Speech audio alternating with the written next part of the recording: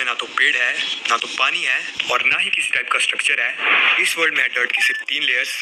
हमें सर्वाइव करने के लिए सिर्फ एक बोनस चेस्ट मिलेगी जिसके अंदर मिनिमम रिसोर्सेज होंगे और उनका यूज करके हमें इस वर्ल्ड में 100 डेज तक सर्वाइव करना होगा। लेकिन हमारा मेन टास्क होगा वुड इकट्ठा करना।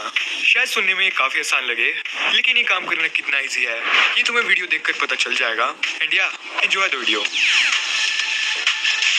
तो स्पॉन होती मेरे सामने एक चेस्ट थी जिसके अंदर थे 3 सेब और थोड़ी बहुत वुड। सामने हमें कुछ बकरी दिखाई दी और हमें बेड की काफी जरूरत थी, तो हमने सबसे पहले बकरियों को मारा।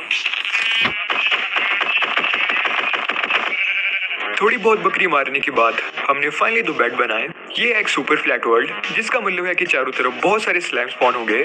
खुले में सोकर हम जिंदा नहीं बच सकते, तो हमने अपने लिए एक सेफ एरिया बनाया और अपने चारों तरफ डर्ट की एक वॉल प्लेस की। फिर हमने फ्लोर से थोड़ी बहुत डर्ट इकट्ठा की और उसके बाद अपने एरिया में ब्लॉक्स प्लेस किए ताकि वहाँ पर स्लैम स्पॉन ना हो।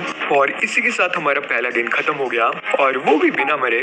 अगली सुबह हमने ज़ॉम्बीज के टुकड़े इकट्ठा किए क्योंकि खाने के लिए हमारे पास कोई भी सोर्स नहीं था। हमारे पास वैसे 3 एप्पल पड़े हुए थे, लेकिन वो काम आने वाले थे ज़ॉम्बी विलेजर को क्योर करने के लिए। उसके बाद मैंने अपना सारा जरूरी सामान एक चेस्ट के अंदर रख दिया और हमारे घर के अंदर एक बिन बुलाया मेहमान भी आ गया था जिसे मैंने बहुत ही प्यार से बाहर कर दिया इस दुनिया से।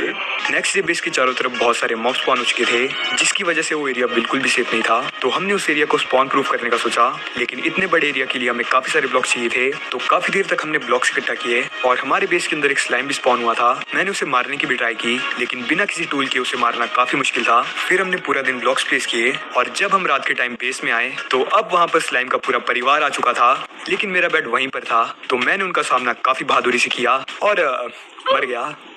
लेकिन हमने अपने घर के अंदर स्पॉन प्रूफिंग करके रखी थी, तो हमें पहले समझ नहीं आया कि वो अंदर कैसे पहुंचा है।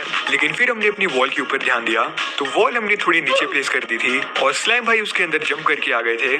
तो अब बारी थी स्लाइम भाई को एक सबक सिखाने की।